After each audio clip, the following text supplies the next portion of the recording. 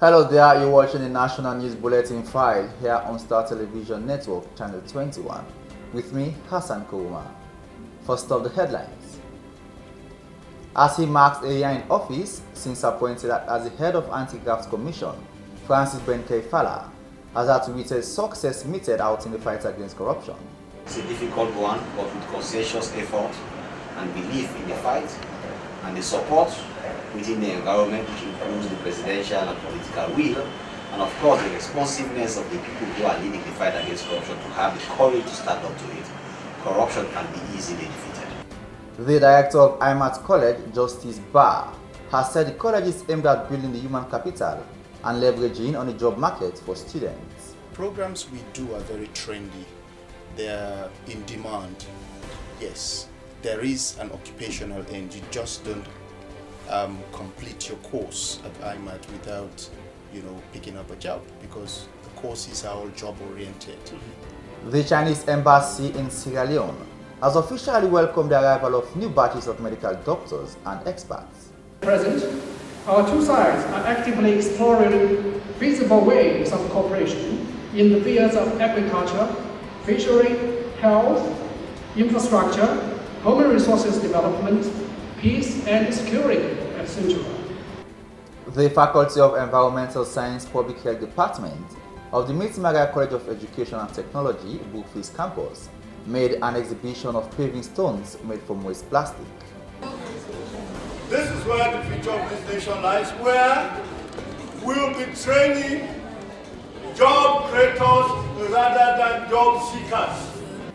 And in sport, the qualifying year student offering Bachelor in Education has won the Principal's Trophy Gala competition. Those were the national news headlines.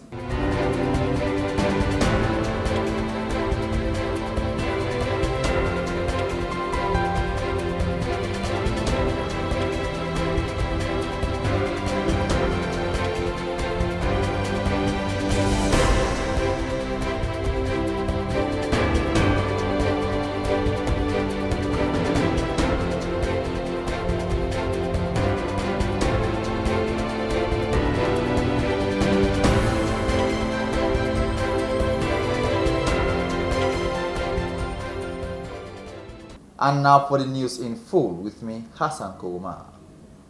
As he marks a 1 year in office since appointed as the head of Anti-Graft Commission, Francis Benkei Fala has had to witness successes meted out in the fight against corruption to the current workforce at the Anti-Corruption Commission. He spoke to Abdurrahman Kamara in this interview. My impression so far is that fighting corruption is not an easy task.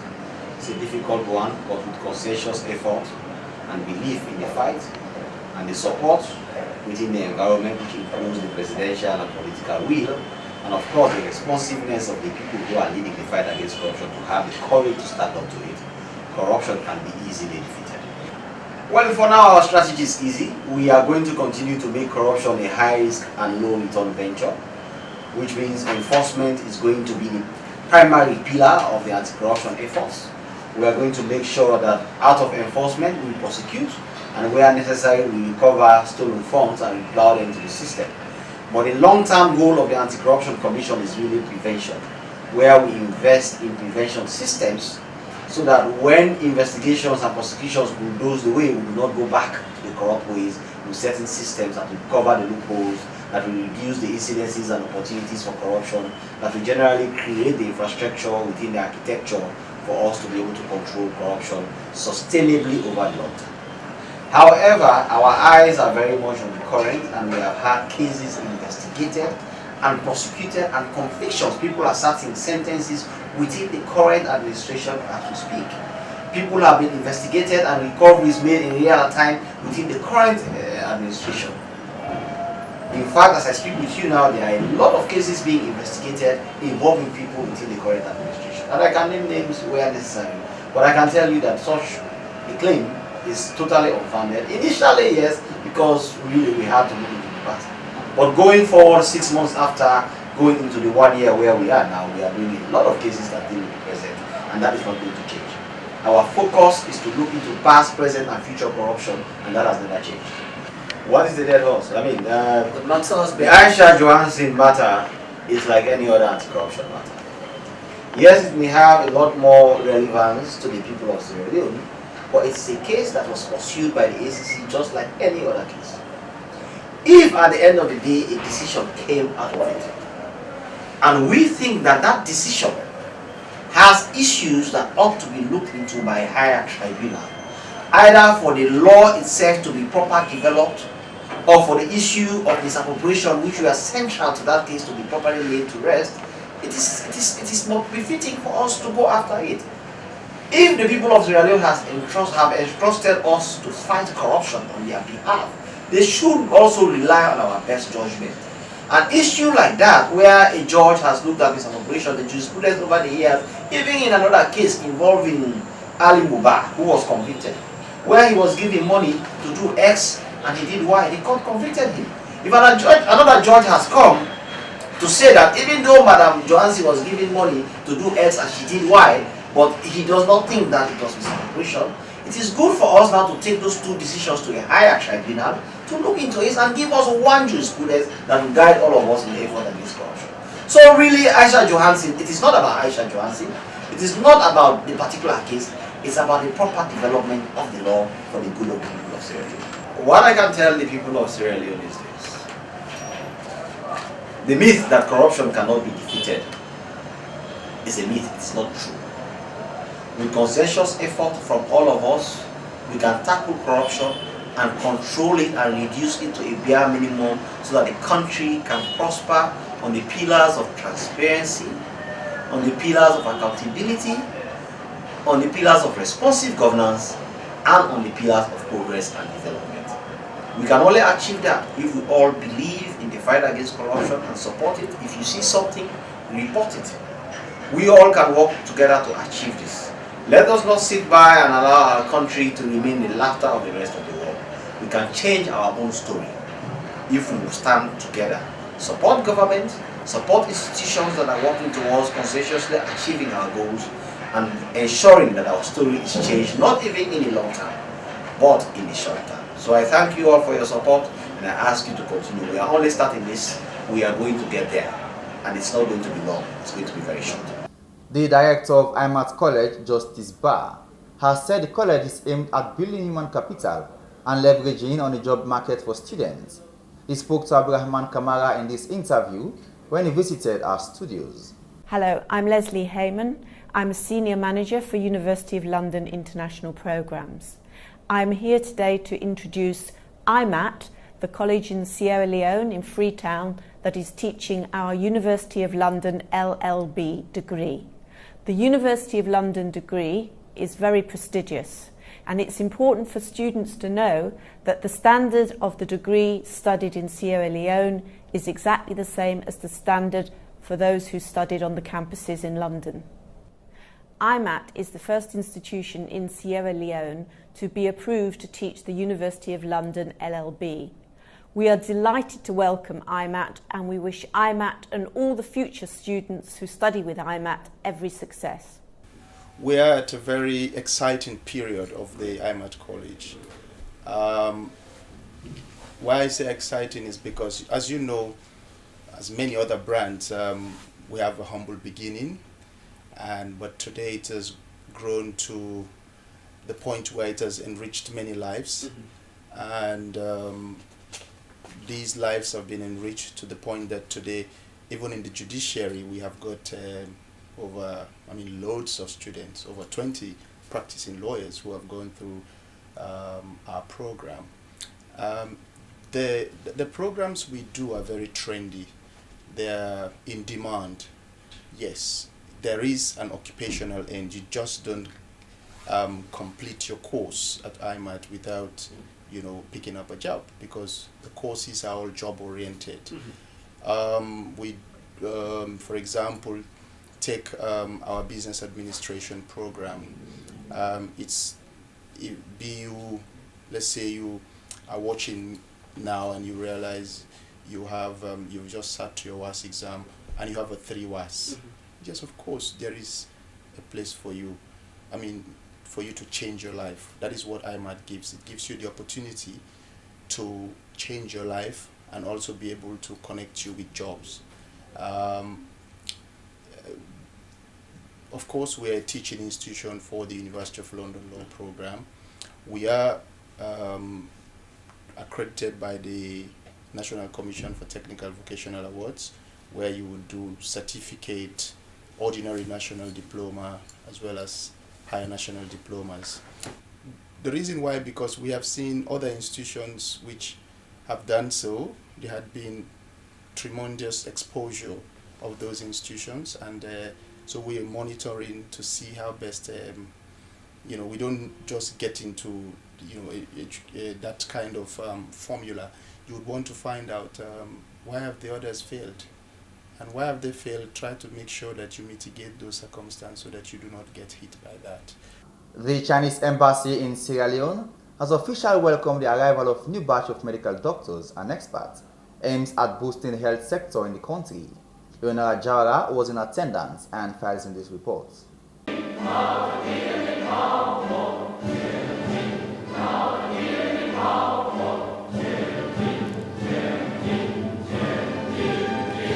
New batches of Chinese medical and health experts have arrived in Sierra Leone, aimed at boosting China-Sierra Leone Public Health Corporation, and they have been officially welcomed by the Chinese embassy at a grand reception.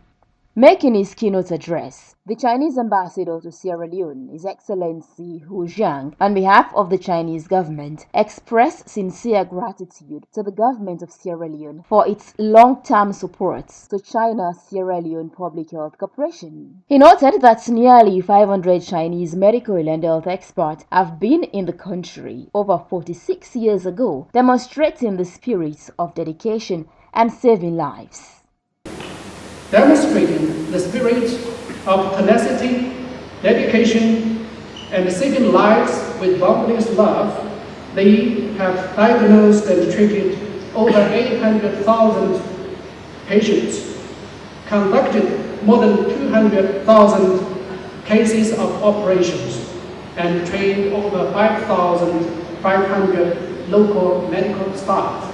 Ambassador Hu Jianling went on to state that the contributions of the Chinese medical teams and health experts have been highly appreciated, and their professionalism and medical ethics have been widely acclaimed and has enriched and deepened a bilateral friendship and cooperation. He said during a state visit to the People's Republic of China, President Julius Maada Bio met with his Chinese counterpart Xi Jinping, and the two sides signed a number of important cooperation documents, including the Memorandum of Understanding on the Belt and Road Initiative.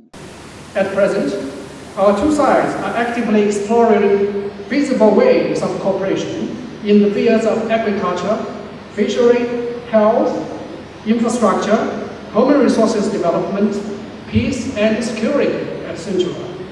The Cinque Paya Memorial Bridge, the 30 new garbage trucks, the emergency humanitarian food aid, and other projects related to Sierra Leone people's livelihood have been accomplished. The Freetown 3.2 kilometers Ring Road is under construction. Cooperation agreements for the construction of Sierra Leone Foreign Service Academy and the National Transmission Backbone Project Phase 2 have been signed. In his address, the Chief Medical Officer, Dr. Amara Jambai, thanked the Chinese government for demonstrating love and commitment to Sierra Leone. The fraternity and the bond that we have established between China and Sierra Leone, it has gone a long way. It is right within Beijing, CDC China. We want to thank you so much for that. He appreciated the work done by the outgoing Chinese medical expert and welcomed the new batches to Sierra Leone. Teams come and teams go. Batch 4 is good. Professor Cambio, I want to say thank you for what you have done and the help that you have rendered to us during this particular period. We want to welcome team number 5, headed by Professor Duan, to say thank you and welcome you. We hope that we will cooperate professionally, because we'll give you an example. It was in the Ebola that we saw the benevolence and the kind-heartedness of the Chinese people. The Deputy Minister of Defense, Colonel Retired Simeon Sherif, said in the area of bilateral trade, China has emerged as Sierra Leone's second largest importer and exporter after the European Union, adding that the ISLA has benefited immensely from the generosity of the People's Republic of China. Chinese government offered the Ministry of Defense gratis amounting to $7.2 million. You cannot imagine. Which will be utilized, for infrastructural development in the military in the following areas: the construction of 100 rooms of single officers accommodation, and that is going to happen at the Mariam Officers Mess, Wilberforce Barracks. The construction of the new Mayon Officers Mess. Even when I talked to my colleague, can't we leave this so that we can refer to it in history? So no, we want to give you that building that you really tell us that this is coming from China. And I agreed. If you know Hockey Pitch, there is strong promise that that pitch is going to be paved, and construction of pavilion right around the pitch. But let us come now to 34 Military Hospital, which I must really take to give tribute to my colleagues who are living as medical experts who came to do that kind of gesture for us. The Chinese has constructed an infectious disease treatment unit with a 30-bed admission facility. Of course, a laboratory for Ebola and Lassa fever has also been established at 34 in case there is another outbreak of the disease, and we hope there will not be another outbreak in this country. As the Chinese embassy welcomed the new batch of Chinese medical experts to Sierra Leone, they also bid farewell to the 20th batch of China medical team, the 4th batch of China CDC expert team, and the 3rd batch of Chinese military medical group in Sierra Leone. The occasion attracted dignitaries, including government officials, non-governmental organizations, and the media. For Star Television News, Leonora Jawara reporting. You're still watching the National News File here on Star Television Network, Channel 21. Now, the Faculty of Environmental Science Public Health Department of the Military Magai College of Education and Technology, Brookfields Campus, has on Thursday, 27 June 2019, made an exhibition of paving stones made from waste plastic at their Brookfields Campus in Freetown. George Elliott Sam has more. The Faculty of Environment Science Public Health Department of the Military Magai College of Education and Technology, Brookfields Campus, has on Thursday, the 27th of June 2019, made an exhibition of paving stones made from waste plastics at their Brookfields Campus in Freetown. While speaking at the occasion, the Vice Principal of the Military Magai College of Education and Technology, Dr. Mohammed Ali Jallo, said he is very proud of the students for creating what he described as one of its kind in the history of the college, and called on other students to emulate the Environmental and Public Health Department for the laudable venture they have taken. He further reiterated that as technical institution, this is what they are meant to do. But believe me, this is what education is. This is where the future of this nation lies.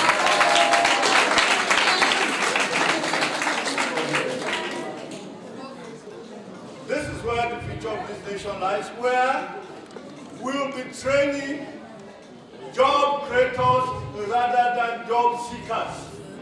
For far too long, we have had that bookish type of education program where at the end of the day, they are looking for jobs. The diplomas, 2 students who have done this have already created jobs for themselves.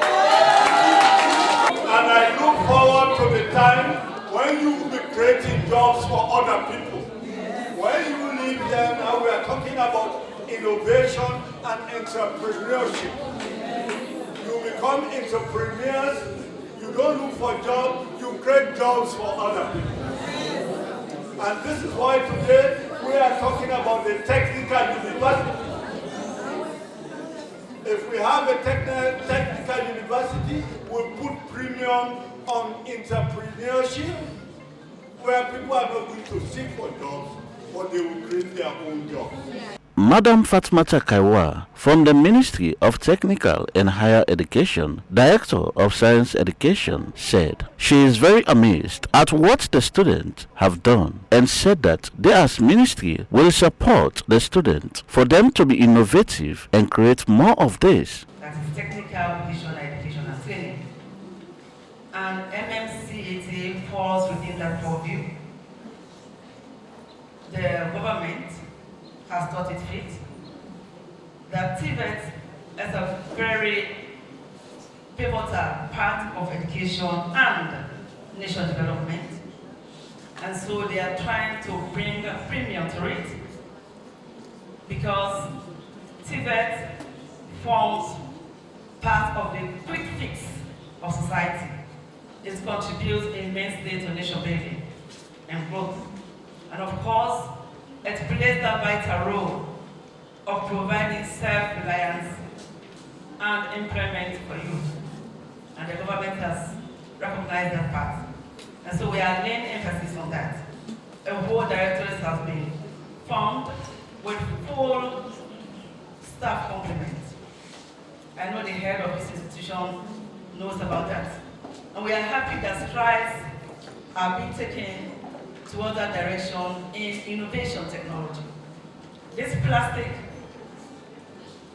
work is one innovation that I'm sure is going to bring solution to the plastic menace we have in the country. The Dean of Faculty Environmental Science, Saidu Koroma, said they need the support of the government and also the college administration to support this project for it to be sustainable and also to reach more areas in the country. Plastic is indeed one of the major toxic pollutants of present time and also greatly contributes to flooding in the city. On behalf of the principal and college administration, I take this opportunity to affirm our commitment at the college level to support this project, which is in line with the Freetown City Council's core mandate of cleaning Freetown. Indeed, one of the problems in cleaning Freetown is plastic eradication. This is a huge innovative project that in the near future will contribute to a healthy nation and sustainable development of the Freetown City Council. The program was climaxed by unveiling of the paving stone made from plastics and other items that were made from the same plastic. For Star News in Freetown, George Elliott Sam reporting. And now in sports, the qualifying year students offering Bachelor in Education has won the Principal Trophy Gala competition by defeating Bachelor in Education final year students 5-4.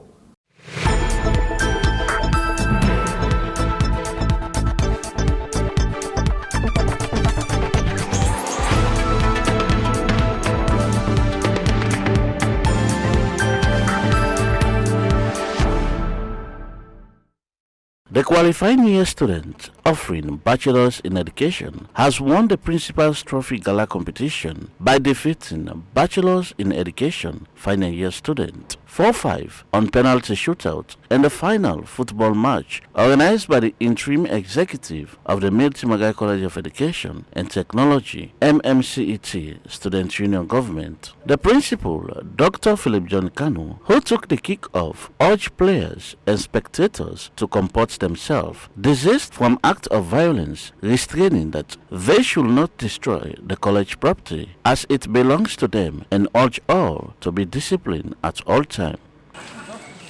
Who are the supporters? Those of you behind you are the supporters of these two teams. I want to admonish you. This is a friendly thing. It is not a do or die game. It is a friendly thing. All of you are from Milton Magai. Nobody is coming outside of this place. Am I right? Yes, sir. So I want you to take note that your support is required during the time when the game is playing. The reason why we are here today and we have cameras around, because we want to see the comportment of you. You are the owners of this place. Anytime you have problems, you try to destroy anything, you are destroying your own property. So that is why we put premium on discipline. He commended the Student Union executive for organizing the gala and interdepartmental competition and congratulates all, particularly the finalists, revealing that he is looking for more support for the college to make students comfortable. Intimated that President Julius Maada Bio is keen about education and determined to succeed for the people to live in peace and enjoy development. I want to thank all of you who have played. Even those teams that are not here, we will address them, and I want to thank the Student Union government, particularly the president and the executive, the governor, for making this I don't know if it's interdepartmental to this level. And for those of you who are fortunate to play the finals, I want to congratulate you. And please, don't see this as a point for you to destroy the peace that you've already enjoyed. I am still looking for more support for you. And I want to assure you that I will continue to do my level best to make you comfortable in this place. The Vice Principal, Dr. Muhammad Ali Jallo, also admonished players and spectators to refrain from violence and work hard to win the next trophy. The well-attended and terrifying match ended goalless after 60 minutes of play, with the two sides dribbling, making accurate passes and shooting at goal, but for the agility of the goalkeepers to the loud applaud of spectators. For Star News in Freetown, George Elliott Sam reporting.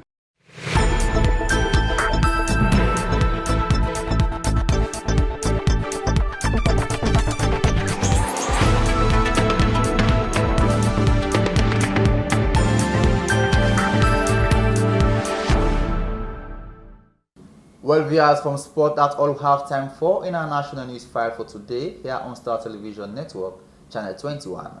With me, Hassan Kouma. Thanks for watching, and do stay with us if you can.